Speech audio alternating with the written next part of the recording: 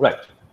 Good morning. And then today we will discuss the history and the context of the first major chunk of our syllabus, and that is the periodical essay. Please remember that we'll be discussing together Addison's Spectator papers. We'll be discussing essays 1, 2, 10, 106, 110, 112, 117, and 517. This is part of the Roger D. Coverley papers, so the Coverley papers, as it were. But before we start discussing that, it is important for us to know what was the history of the periodical essay within the prose of the period. What was the periodical essay? How did it come into being?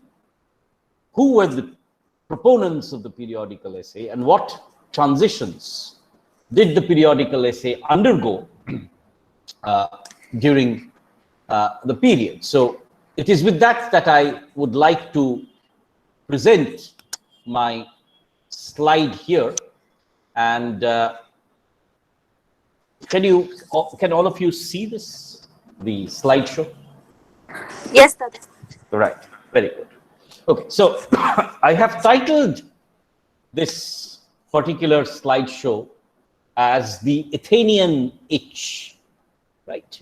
The Athenian itch, which I'll just give us a minute. Somebody is trying to join into the meeting, so we'll just allow her to get in. Sorry. Right, so Athenian itch is a term that I've taken from one of the major authors of the period, whom ironically a lot of people have forgotten because, in terms of probably quality, he was an author, but he was one of the proponents of English prose and print culture. That's John Dunton. And Dunton wrote in the Athenian Mercury, which was one of the first really periodicals to be published, "We are all tainted with the Athenian itch. News and new things to the whole world bewitch." Now, in my earlier discussion, I had talked to you about how the discourse of news, contemporaneity, contemporary affairs, the current condition of England, and new things, colonialism, the movement to the city, the metropolis of London, the Great Fire of London, the Great Plague, all became subjects of very significant public debates. So we are all tainted with the Athenian itch to read about contemporary affairs, about contemporaneity, news and new things to the whole world bewitch. Now, the questions that I'm going to ask in this presentation: where did the periodical essay come from? What were the material conditions of its proliferation? What were its features? How did the age problematize the issue of news? Something that I talked about yesterday, but I'll go over that once again today. What were the phases of its development? We say the periodical essay ran for almost 50 odd years. So how did it mutate? How did it approach language? Something which we once again discussed in the last class. How did the periodical essay bring in this question or this issue of a changed quality of prose? How did it contribute to the formation of the public sphere? And the public sphere I will define today. How did it add to civil society, propaganda, scandal, tabloid, fake news, literary form? And finally, how did it contribute to the novel? I'll also ask this question as to why it declined by the 1660s, right? So this is what the rubric of the presentation is going to be like. Now, sorry, but if all of you join in late, then it becomes very difficult for me to run the class. Shurushree and Jyoti Prakash, I will expect that you join the class at proper times. You see, from the next class onwards, I will not probably stop to let you in. Right. Now, so what were the antecedents of the periodical essay? Now, we have, right from the beginnings of print, as it were, the Acta Diurna, or the Roman news. Daily acts of ancient Rome posted announcements of political and social events. So this is the origin of news. If anybody is interested in the newspaper, this is probably the first kind of gazette which published what was going to happen or what happened. Handwritten copies of this early journal, and you see this is 59 BCE, long time ago, were posted in prominent places in Rome and in the provinces with a clear intention of feeding the populace official information. So this was an official news vehicle, as it were. The Acta Diurna was, however, not restricted to proclamations and edicts. It consisted news of gladiatorial contests, so, within the pantheon, as it were, astrological omens, notable marriages, births and deaths, public appointments, trials and executions. Right. So military, political, and even cultural news got published in the Acta Diurna, which stands as one of the first examples of a culture of news, as it were. But these were infrequent, very important events. Only then did this newspaper or this news come into being. Now, early the Venetian Republic in the Roman Republic sometimes published the news sheet. And very importantly, the Venetian Republic actually charged 1 gazette or 3/4 of a penny to public readings of the latest news, right, concerning the war. So this is the 1 gazzetta. So this is where the term gazette comes from, right? You, of course, don't know this entire business of the gazette, but I remember when I was very young, the high secondary result would be published in a gazette, and you had to pay to access that gazette, right? So a commercial demand for news, even on the part of the illiterate, so people would be reading out the news, was already there, right? And we're talking about the Roman age and the 16th century, right? The other popular term that was used was Mercury, because Mercury was the Roman name for the messenger of the gods. We just saw a periodical called the Athenian Mercury. So now you realize why it was called the Athenian Mercury, right? And you have also other names like the Observer, Guardian, Standard, Argus. Argus is the vigilant watcher. And in England, we have one of the earliest records of the Gazette in particular battles or major incidents. So the Battle of Flodden in 1513 promoted the earliest example of the Gazette, and the other forerunners included the Town Crier and ballads and broadsides, which talked about contemporary battles or heroic events. But mostly, these print spaces were restricted to the military events. Now, when did the newspaper, as you know it, come into being? These were occasional, broadsheets or gazettes. But how did the newspaper, the daily newspaper, come into being? Now, the first newspapers actually came in from the Dutch courantos or currents of news. So strung items from foreign journals. And this is 1620. So rudimentary newspapers started getting published in and around the 1620s. Now, also important is this was spread across the continent. So Amsterdam, Holland, and Germany, 1609, you see Johann Carolus, and you have for the first time the term Zeitung, which is the German word for the newspaper. The English Corantos, or the currents of news, published periodically, appeared 1621. But the first English daily was the Daily Courant, which was roughly around 1702. Right. So 1694 around these were published, but from 1702 you actually had daily newspapers, the Daily Courant. So Courant, once again, coming from currents of news. Incidentally, the Times, which is the most identifiable English newspaper, was published first in 1785, and the Observer, which later on became also the Guardian, 1791.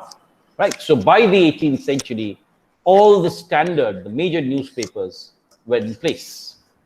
Now, this is what the first newspaper would have looked like, the Daily Courant, for example. I'm sorry, I just went a little bit overboard, but that is the Daily Courant, the first edition of a newspaper, right?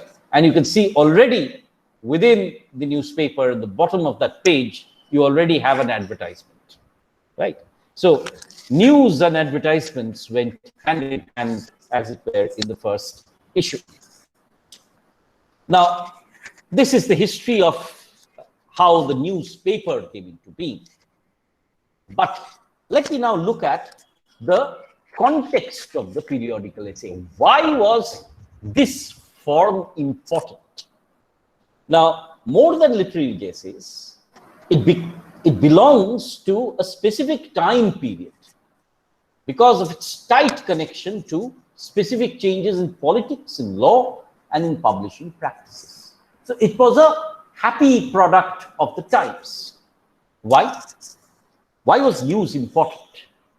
Because of the political rift that took place. So you had the political parties now, you had the civil war, so people wanted to know what was going on, and therefore you had a merging of news and propaganda. So newspapers and periodicals were necessary to promote the party's views. Secondly, as I said, 1695 is the date of the repeal of the Licensing Act. So censorship declined.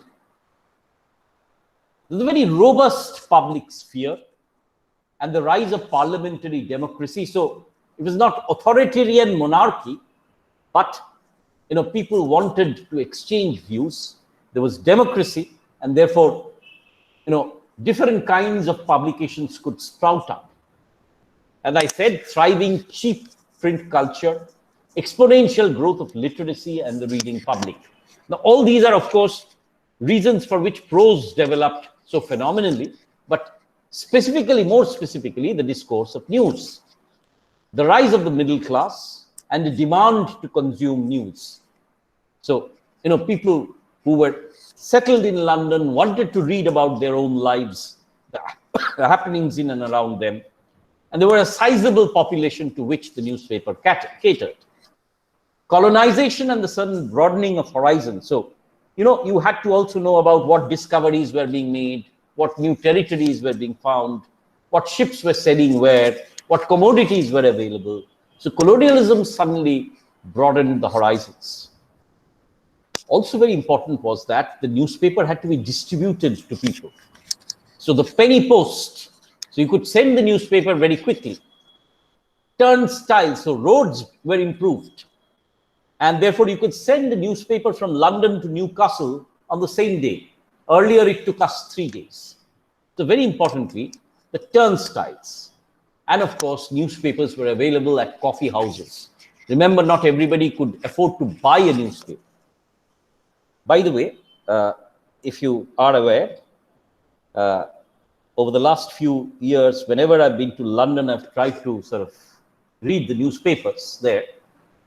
A typical Guardian would cost you £1. That's almost 100 rupees in our currency. So newspapers were not really that cheap that you could buy them. So you went to the coffee house, you paid a penny, had a cup of coffee and read the newspaper.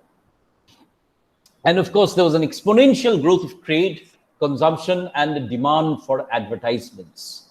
This was very important because, you see, the newspaper does not thrive. All of you must know this, that no newspaper can thrive only on news. It thrives on advertisements, right? To sustain itself, it has to have advertisements. So with the exponential growth of trade, consumption, and demand for advertisements, the newspaper could be economically profitable, right? Now, yesterday we talked about this particular discourse, the term news novels discourse, fact and fiction merging together. By the way, this is a term which is used by the critic Leonard J. Davis, whose book is titled News Novels Discourse. I'm sorry, it's titled Factual Fictions. Now, Davis suggests that there was a matrix of writings which dealt with empirical journalistic writing. So it dealt with contemporary recent affairs and competing genres. All these genres were competing for market space. The criminal biography, horror biography, newspaper, periodical essay. So all of them were competing for readership. And this unmediated matrix, where you had very often fact merging into fiction. For example, Moll King becomes Moll Flanders in Defoe. But the same kind of reading public would be reading both these texts, say a biography of Moll King and the novel Moll Flanders. So this unmediated matrix, it's not separated or segregated as yet, to which the novel belongs. No genre was privileged. So you couldn't say that the novel was superior to the newspaper. No. And Davis says, I'd like to assign the title News Novel Discourse, since this is clearly one in which these two terms interacted in crucial ways, and the word news was applied freely to writings which described either true or fictional events. So when we refer to fake news or concocted news or fictional news, it isn't very new. Right from the moment when news came forth, fake news was in vogue. And the characteristic, what is the characteristic of this news novels discourse? An insistence on recentness. So not old events, but what is happening here and now, as well as a bit of factuality. So the news novels discourse had to have some factuality and a decreasing of the perpetual distance between reader and text. And why is it important? Because it has historically answered the needs of the lower classes to be informed about public events. Now, you see, you have to remember something, that print culture was changing not because the aristocracy was coming into read, no, but because the middle and the lower classes were entering the readership. And they were demanding that their lives be reflected. And that is why, you see, they wanted contemporaneity. And this is the undifferentiated matrix out of which journalism and history will later on be distinguished. Now, the other concept which I've been talking about quite a lot, and this you need to understand very clearly, is the public sphere. Now, all of you talk about public opinion in a few days' time, or if you have not already voted, you will be voting. Now, voting is based on public opinion. As a public, you are voting. You are individual as well as a collective body. Now, public opinion is exactly that, collective opinion of a mass of people, right? Remember that Hindi song, "Ye jo public hai na, ye sab janta hai," or whatever that means. Anyways, now the point is that earlier the public did not have an opinion in monarchy. you did not disagree with the king. If you disagreed with the king, your head would be chopped off. But now you had a vibrant public sphere because people were voicing their opinions. There were different parties. And where were these public opinions being expressed? How is public opinion formed? Say, if you are thinking about voting on the issue of, say, unemployment, NRC, whatever, then what are you going to look at? Where are you going to get your opinions from? You read the newspaper, or you watch the television, or you talk to your friends. You go and have a cup of tea and discuss with your friends, okay, look, I'm planning to vote for this person, I'm planning to vote for that person, is this right? And you talk amongst yourselves. This is the public sphere. When a body of the public come together and express their opinion, that is a public sphere. It can be physical, the tea shop or the coffee house. It can be in the print space. For example, in the newspaper. It can be in the it can be in the television space. It can be in the digital space. But that all of this together comprises of the public sphere. And this public sphere then forms public opinion. It is out of this public opinion that we have this category called civil society, right? Sushil Samaj, as the term in Bengali goes. Now, you have to understand who is the major theorist. Habermas, right? And Habermas says that the public sphere is located conceptually between the private sphere of the family and the authoritative sphere of the state. It was first a forum in which art and literature could be discussed, quickly developed into an arena in which issues of general social concern, including the actions of the state, could be examined and critiqued. And the public sphere first appeared in 18th century England, where it developed as a political force, along with such new civic institutions of conversation and exchange. So public opinion can be formed only by conversation and exchange, as coffee houses, newspapers, and clubs. And therefore, the sphere of private people. I am a private person, you are a private person. But when we come together as a public, it is then that we form a public sphere.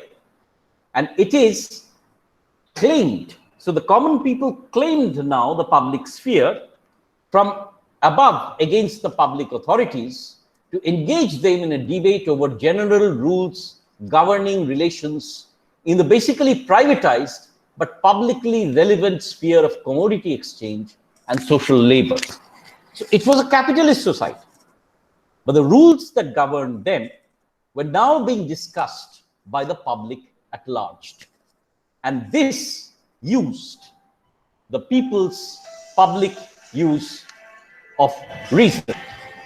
Right. Just give me a moment, please, so that.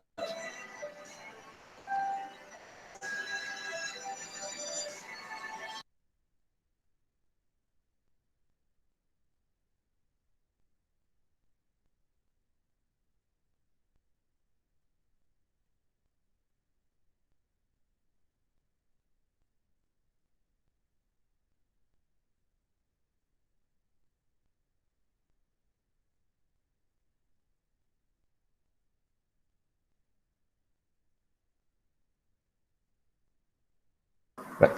Okay. So I'm sorry. Please excuse me. Right. So this is the public use of reason and the public sphere, as it were. Right. So let me go on to the next slide. You can see the slide, right? No problems about it. No, Dada, clearly visible. Clearly visible. Right. Okay, so this is the history of the public sphere. And one of the spaces which emerged as part of this public sphere were the coffee houses. And these coffee houses of London were born in the aftermath of the English Revolution, proliferated around 1670s and 1680s. So you see, the discourse of the news and the public sphere came almost simultaneously. And this created a new kind of a civic space. Now, you might wonder, why am I saying this is a new public space, civic space? Because anybody could enter it. You see, this was not an exclusive space. If you paid a penny, which was a very small fee, you could enter into the coffee house and participate in the discussion, listen to the discussion. So not everybody participated, but everybody could discuss, right? So tradesmen and gentlemen could meet and discuss matters of public interest on an equal basis. And you see, in the Spectator papers, what we'll find is that different classes of people are coming together to meet, or different segments of society, but coming together to meet in that public sphere. Even before the coffee houses, there was a torrent of controversial print. And therefore, the regulation of the press by the government was relaxed. This allowed the newspaper and the periodical essay to flourish. Now, interestingly, one of the figures here for the free press who argued very, very persuasively for the freedom of the press was John Milton. Milton's text was Aeropagitica, right? And you can say this is for the liberty of unlicensed printing to the Parliament of England. And this is a pamphlet which was an actual address to Parliament, which talked about the freedom or the necessity of the freedom of the press for a democracy to thrive. Now, also, very importantly, what were the texts that were published? So Milton is arguing, and remember Milton's date is 1643. So Milton is now arguing for the freedom of the press, and you actually have a wealth of print matter coming through. You had the Glorious Revolution, 1688, and permissive publishing laws. The first provincial presses are being set up, and you actually have, between 1709 and 1759, the flourishing of the periodical essay. What was the first periodical essay? Athenian Gazette, 17th March, 1691. Daniel Defoe publishes the Review, 1704 to 13.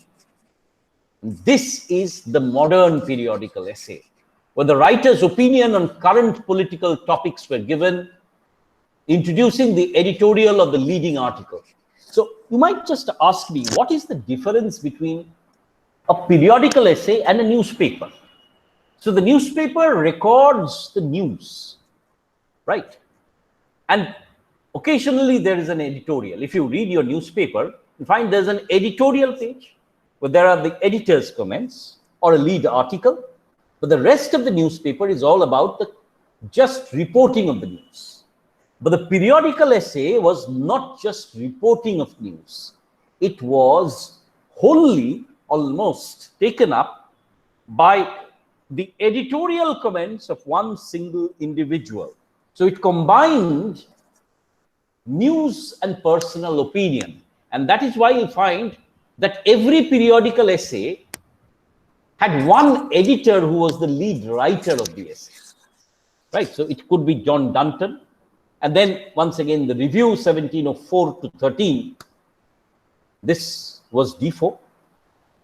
And then comes the Tatler, which was started by Steele, taken over by Addison, 1709 to 11, and the Spectator, which then starts in 1711, right? The Addison and Steele partnership, where Addison and Steele write, every author writes one paper, right? So one was written by Steele, some was written by Addison. So it was a very fruitful partnership.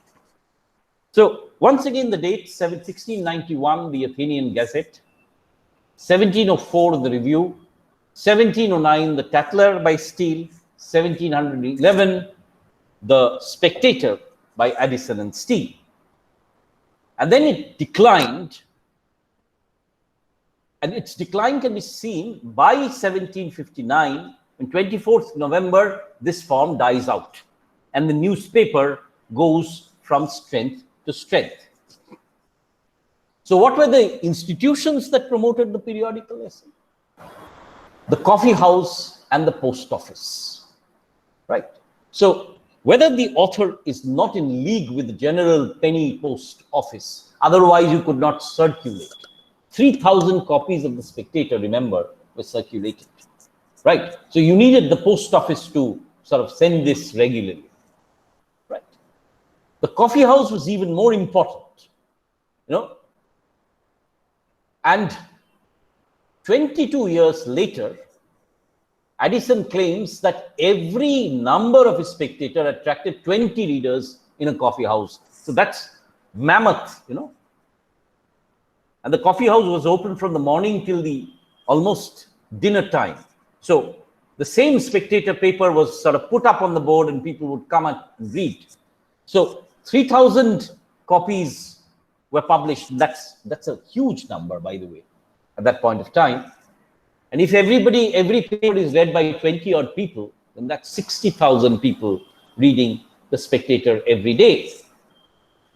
Who were the audience? The audience were the educated middle, mostly lower middle class who had access to reading, but not a very learned audience. So they were waiting to be educated, civilized as it were. And the ideal readers may value learning, even have some, but the world is too much with them, so they're too busy. So whenever they want some advice on something, or whenever they want to form an opinion on a current political debate, they come and read the periodical essay. They are youngish, often female, nearly always middle class. These readers are the same ones who embrace the rising new novel. And you can see that most of these periodical essayists were also composing fiction. Do I have a message here somewhere? Does somebody want to say anything?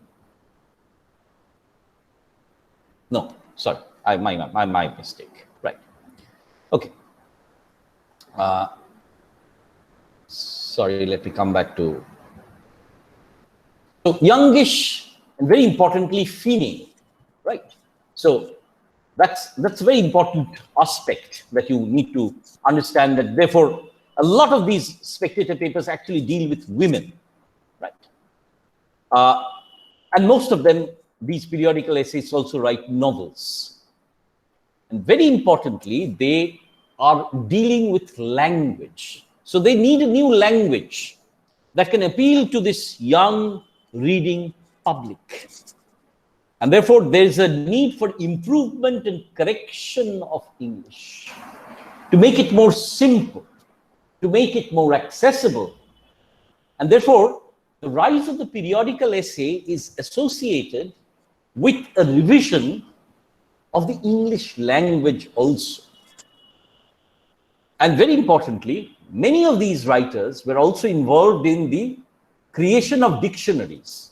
You have Addison, Swift, Pope, all proposing dictionaries. But remember that the first major English dictionary is finished in 1755 by Dr. Samuel Johnson, who incidentally also published a newspaper, a periodical essay. So all of them were interested in language and lexicography. Now comes the most important part. What were the features of the periodical essay? The first is regular and frequent appearance, ideally daily. Many of the other periodicals were published thrice a week. So the periodical was published periodically. Presentation of a particular point of view, often by a literary persona. So Addison did not write as Addison. He just wrote as the spectator or the tattler. So there was somebody in between the author and the reader. And this was a fictional, very often a kind of a generic name: observer, spectator, tattler, so on and so forth, right? This also involved correspondence with readers. So readers could write to him, right? So, and he would in turn take their questions and write a periodical essay. So I would say, please write something on fashion. And Addison would respond and say, okay, the next paper is on fashion. They were tied to political movements. Very often the periodical essayists had very strong political leanings. In fact, many of these periodicals were actually political journals. However, there was an attempt at a non-partisanism, not partisan politics. So there was a kind of neutrality which was sought by these periodical essayists.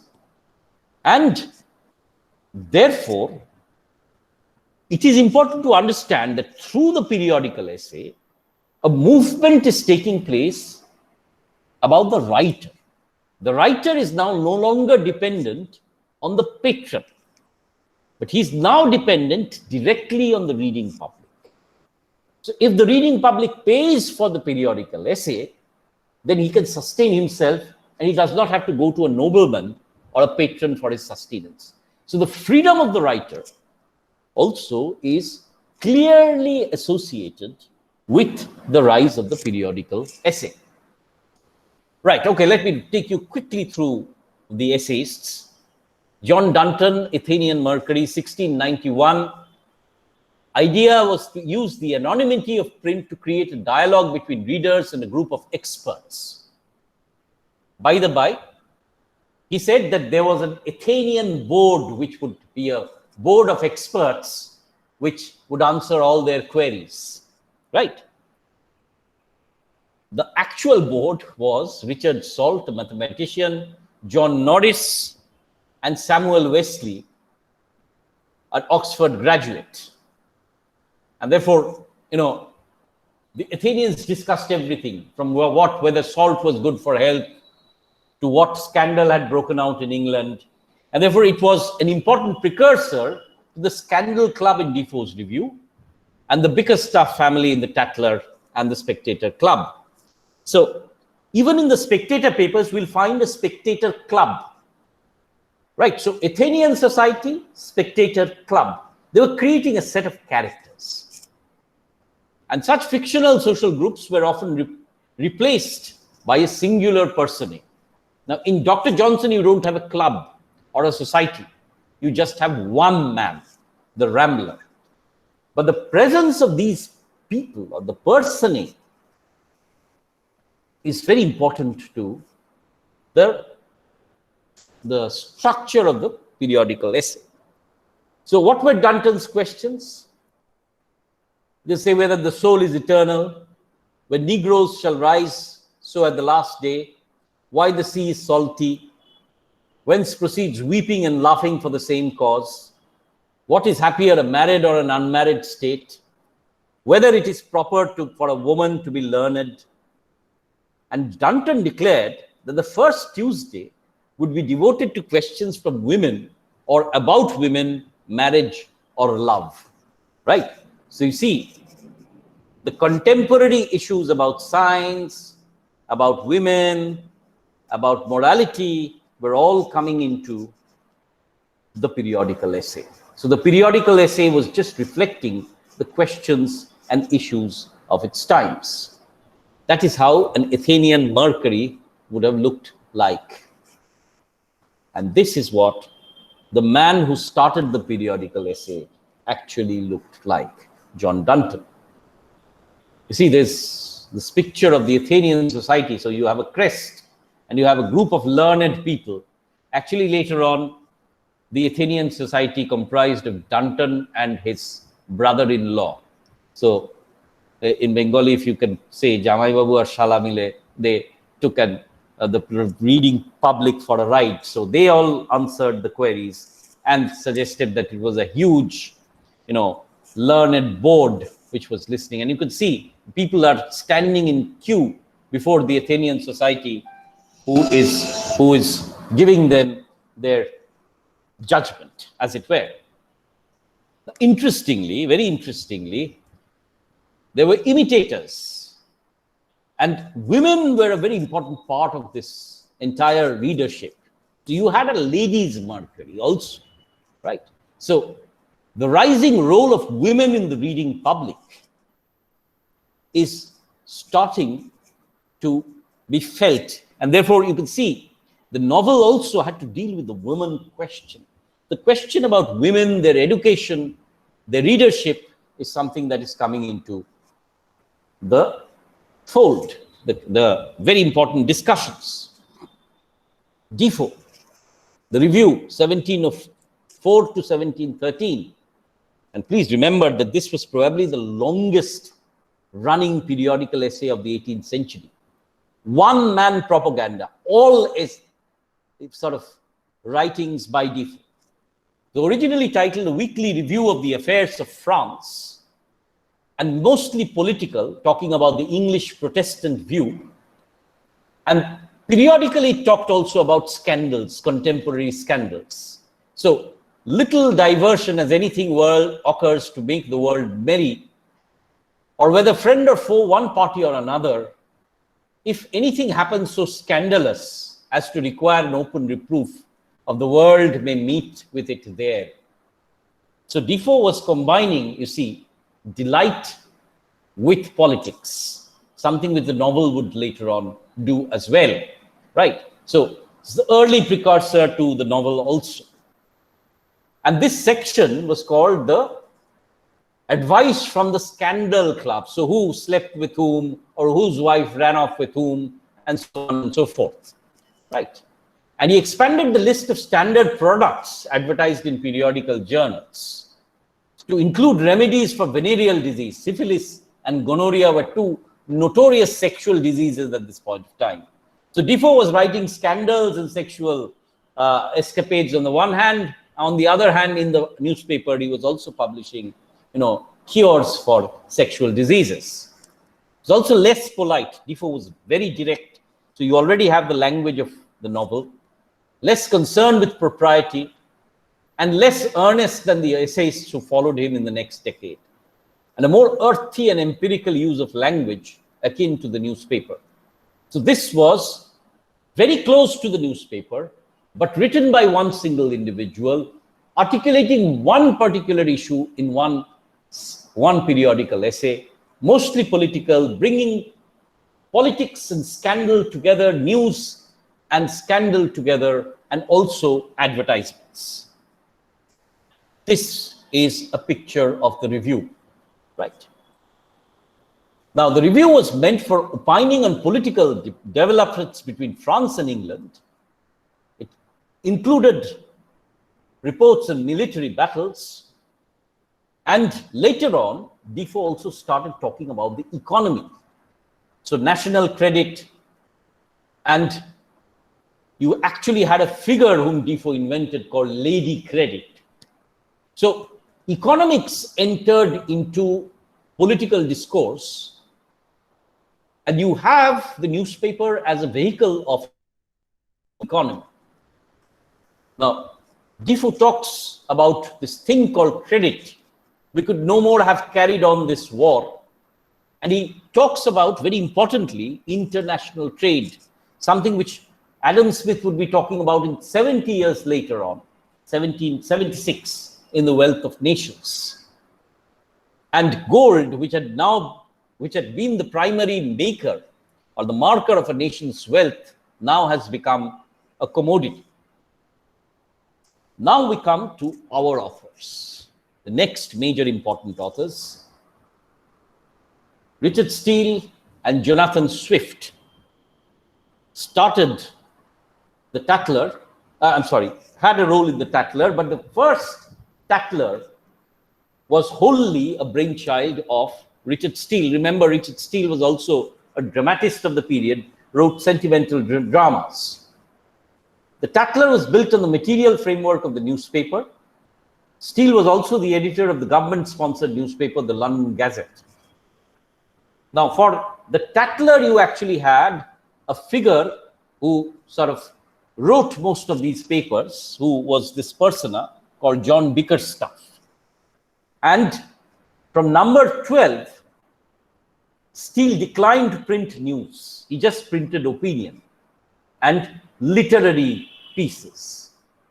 And therefore, this is the moment from which the Tatler and the Spectator move away from daily news to talk about social, cultural affairs.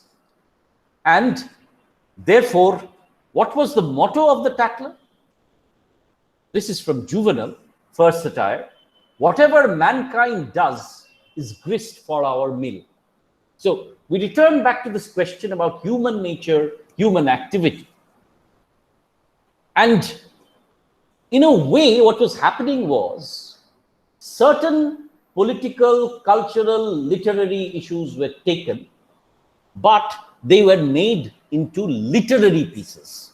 Rather than newspapers which just report, here it was mixed with humor, it was mixed with satire, and it was told by almost a third party, as it were, a persona which stood between the author and the reader. অর্থাৎ Steele by Addison নিজে লিখছেন না. They're inventing a persona called the Spectator or Bickerstaff to write about the events. And they were concerned with permanent human nature, the good and the just. And Addison translated the periodical essay to a philosophical sphere. So they talked about philosophy, they talked about superstition, they talked about women, fashion, they talked about the church, and how, they talked about the role of the aristocracy, they talked about merchants, business, coffee house. So anything that was under the pale of society was the subject of the Spectator papers. Now, this was one of the issues of the Tatler. This is how the Tatler looked. And the Tatler, what was the Tatler's general purpose?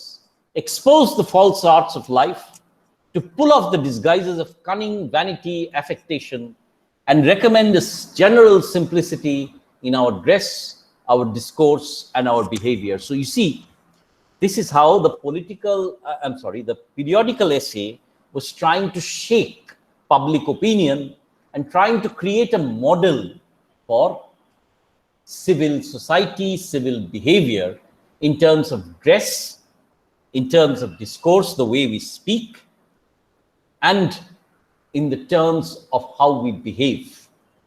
All accounts of gallantry, pleasure, and entertainment, poetry, learning, domestic and foreign news.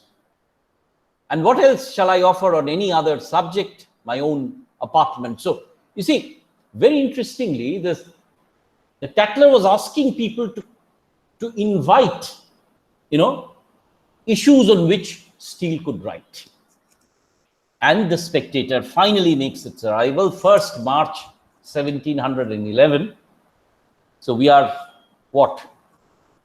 310 years and 1 month, approximately 1 month, from the publication of the Spectator, the first. And this was the most successful of them all, right? The Spectator was conceived as a single unified essay, contained no political news, professes strict neutrality. This is a phrase which we'll read together when we read the Spectator. And the eidolon, or the persona, the person in the middle, Mr. Spectator, provided autobiographical notes, right? And I will be reading about the Spectator later on. And he created a series of characters. So the periodical paper actually created a quasi-novel. So there was there was Sir Roger de Coverley, a baron. There was Captain Sentry, a soldier. There were other characters who also participated and through whose interactions the opinions were exchanged. Addison, Sir Roger, you see, you have Sir Andrew Freeport as well, the merchant, and you have these are the persons of the Spectator Club. So you have a group of characters who meet together and in whose interactions you have the Spectator Club, right? So Sir Roger, the nobleman who's old, Sir Andrew Freeport, the merchant.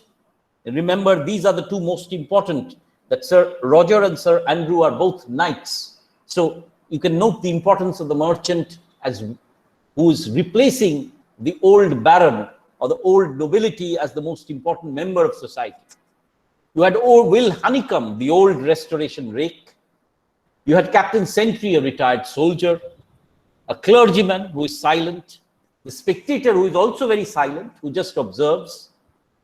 And therefore, the Spectator Club is a microcosm of society. The country and the city, the clergy and the secular, all come together in the Spectator Club. 555 issues published daily, 251 to Addison, and an equal number to Steele. Some of them, they collaborated. This is a narrative, so it's very interesting that the Spectator tells a small story or an interaction between the characters, and then there is a moral caveat. There's a moral behind the narration. So narrative followed by an ethical or social caveat. Caveat is a comment, and we shall see how this kind of combination of narrative and social commentary sort of come together. Issues of taste, superstition, relationship between squire and clergyman, rural and city manners, pleasures of the imagination, opera, literature, trade and commerce. So Addison's main aim, and this is a line which I shall be quoting over and over again, boring you to death with this line. What is his purpose? To enliven morality with wit and to temper wit with morality. So pleasure and instruction, bringing it together. What does he say?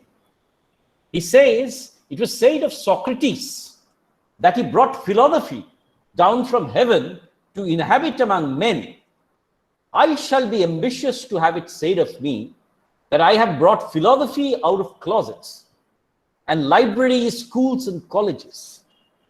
So he's bringing learning from the centers of learning to the common masses, to dwell in clubs and assemblies, tea tables, and in coffee houses. So bringing knowledge to the people, bringing civility to the people, and making them part and parcel of the decision-making process of the public sphere is what the Spectator is claiming for himself. And here is the man who will sort of be the subject of our next few classes, Joseph Addison. And here is a Spectator. You can see it's 2 pages fundamentally, right? So, 1 page and the overleaf, right? So Addison consistently brings in quotations from Aristotle, Horace, and so on and so forth, tutors his readers, refines critical terms, and he will talk about the ideal reader as a man of fine taste who will have independent thinking, and he will also be aware politically and culturally of his surroundings. So a modern, cultured individual, civil society, Sushil Samaj, right? Addison also brought in a language which was simpler, free of Latin influences, and much more earthy and applicable to the common people. Now, these are all which I'll bring in when I study our Addison together. And it says immediately the Spectator paper becomes very popular. And as I said, 3,000 are printed, 20 people read every issue. So Addison is claiming 60,000 of the people who are reading the Spectator and are becoming distinguished. Addison says whoever reads the Spectator is no longer uncultured, but becomes cultured. That's a huge claim to make, right? Distinguish themselves from their thoughtless herd of ignorant and unattentive brethren. So, whoever reads the Spectator becomes thoughtful and attentive. One of the major things that Addison acknowledges is female readership. He talks about the female world. He talks about the extravagance of women's fashion. Talks about women's fans. Fans were a symbol of fashion at that point of time. And facial beauty marks. So a lot of these essays are directed towards women and their concerns, acknowledging that they were an important part of Addison's readership. And then he comes to this question of the middle style. So a new kind of a language is being evoked by Addison. I'm not going to the middle style here. Abstractly, let us first read the essays, and then I'll come back to this issue of the middle style. And Addison sees himself as the new Roman poet Virgil, who is entrusted with sort of transforming the age. So he sees as this agent who will civilize the age, right? The next figure who used the essay largely to advocate a political position is Henry Fielding, the champion, and he wrote against the government, against Walpole. And then he talked about the Protestants also, the True Patriot and the Jacobites Journal, also writing a series of cultural essays on theatre, the Covent Garden Journal. So what I'm trying to suggest is an author like Henry Fielding would have written a number of periodical essays, different periodical essays, some political, some cultural, some, once again, military. So the periodical essay was widely being written by almost all the major writers of the period. And the cultural periodical essay, the man who wrote on culture, the novel, on taste, was of course the major figure of the period, Dr. Samuel Johnson. The Rambler, 1750 to 1752, 204 numbers, every Tuesday and Saturday, so bi-weekly, right? And the Rambler is not about contemporary affairs. It was not written for the coffee house, right? It was in the model of Bacon and Seneca, and it was prescriptive and offered opinions on literature and taste. This was the Rambler, and you could see, how pictures now are coming into the periodical essay, so how print has started to change. And remember something, that it is in the Rambler that Dr. Johnson would define the novel for the first time. Please remember, therefore, that Dr. Johnson is not going to talk about politics, neither is he going to talk about current affairs or military, solely going to talk about culture and literature, right? So the literary periodical essay is what the Rambler would be all about. The last major essayist to have written this was Oliver Goldsmith and his very short Be-Well, the Bee. Now, interestingly, the Bee was no longer just 2 pages. It was like a magazine, 2 octavo sheets, 32 small pages. So we are now gradually moving from the periodical essay to the periodical magazine. Now, when you read the Desh or Sananda, whatever you read, that is what Goldsmith is moving towards. So 32 small pages, but it was a weekly. It contains letters from real people. So it printed, letters from people like Voltaire, contained translations, poems, and essays. So Now the scope of the periodical essay is gradually increasing. It is becoming much more inclusive. And we are looking at the first magazine, which will later on become, a different kind of a print medium altogether. Goldsmith is also writing about literature, culture. It's more ironic and paradoxical than Johnson. Style is not as grand as Johnson's, but this is a more cerebral and a more complex kind of a periodical which uses a more literary language. No longer is the language merely the language of news and journalism, but it uses a far more difficult literary language. And you can see this is how the bee would have looked like, and you can see how aesthetic it is and how it would have appealed only to a certain section of the population. So let me bring what has been a rather longish lecture to a close. The periodical essay was part of a society under flux. Society was moving towards contemporaneity, empiricism, news. It was also moving towards the public sphere, moving towards a new taste in language and style. So the periodical essay was part of this literature of flux, just as the novel was. The material conditions which I talked about, the coffee house, the printing press, the rise of the newspaper, determined its rise.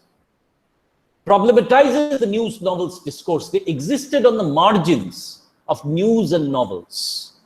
So you had characters from included in the fictional characters, included in the Spectator papers, but they're not exactly there for the fiction. They're there for the news. So they're called proto-novels. This is something which we shall discuss separately. New readership, it catered to a new readership. It catered to a new form. I talked about the anxieties of the new female readership. It talked about news as propaganda, news as consumption, and news to condition social taste, to change social taste. Shows a gradual development. So initially it was just pure news. Then it became social commentary. Then it became literary commentary. And then it became a literary journal. As part of the evolving public sphere, a term which I hope you have now understood.